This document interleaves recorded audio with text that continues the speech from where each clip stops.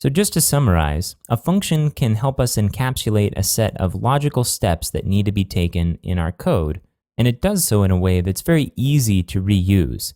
So instead of copying and pasting code over and over again in order to repeat some logic, we can call it at random whenever we like by simply calling the function name.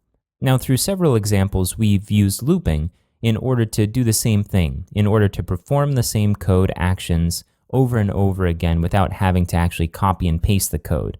But functions allow us to call this code at any time. It doesn't have to be within a loop. It doesn't have to be for a certain number of times. We can simply call it anywhere we need it. Another advantage to using code inside of functions instead of outside of the functions is that it helps us separate out the data from the actual logic.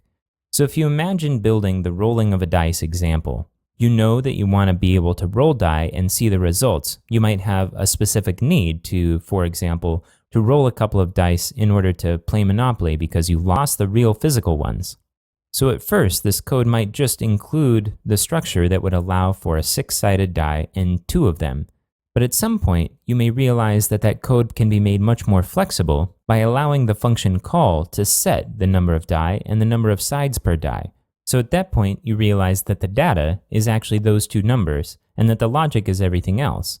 And by separating out the 2, we've created a much more powerful function that's much more flexible that can be used in a lot of different situations.